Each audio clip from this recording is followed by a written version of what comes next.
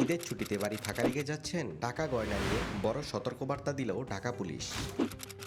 108 জন আহত। Iran Israel সংঘাতে নতুন আতঙ্ক ছড়িয়ে পড়েছে। মধ্যপ্রাচ্যে উত্তেজনা চরমে। ইসরায়েলের প্রধানমন্ত্রীকে সরাসরি হত্যার হুমকি দিল ইরান। জুলাই সনদ কি বাস্তবায়ন হবে নাকি আইনের বাধায় থেমে যাবে? ঈদের ছুটিতে বাড়ি ফাঁকা রেখে যাচ্ছেন? টাকা গয়না নিয়ে বড় সতর্কবার্তা দিল ঢাকা পুলিশ।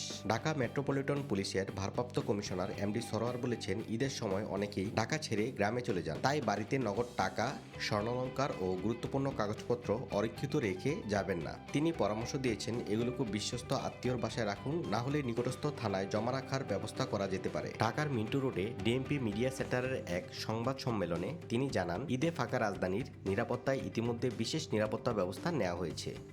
মাত্র 24 ঘন্টায় 108 জন আহত। ইরান ইসরায়েল সংঘাতে নতুন আতঙ্ক ছড়িয়ে পড়েছে। ইসরায়েলের স্বাস্থ্য মন্ত্রণালয় জানিয়েছে, গত 24 ঘন্টায় অন্তত 108 জন আহত হয়ে হাসপাতালে ভর্তি হয়েছে। মিনিস্ট্রি অফ হেলথ ইসরায়েল বলেছে, আহতদের অনেকেই সরাসরি হামলা নয়, আশ্রয়কেন্দ্রে যাওয়ার সময় আহত হতে পারেন। দ্য টাইমস অফ ইসরায়েল জানান, গত 28 ফেব্রুয়ারি থেকে এখন পর্যন্ত 3195 জন হাসপাতালে ভর্তি হয়েছে। এদের মধ্যে এখনো 81 জন হাসপাতালে চিকিৎসাধীন। ইরান ইসরায়েল সংঘাত কি আরো বড় যুদ্ধের রূপ নিতে পারে? আপনার মতামত কমেন্টসে। মধ্যপ্রাচ্যে উত্তেজনা চরমে।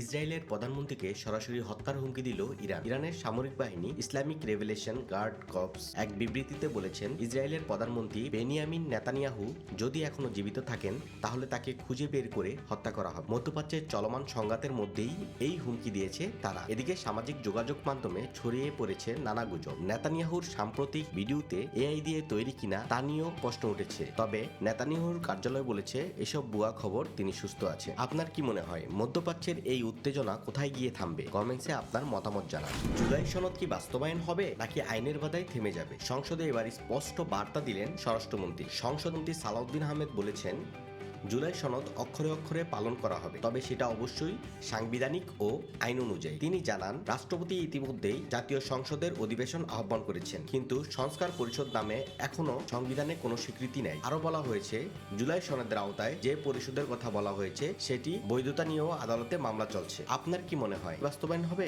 নাকি নতুন সাংবিধানিক সংশোধন লাগবে? কমেন্টে জানান।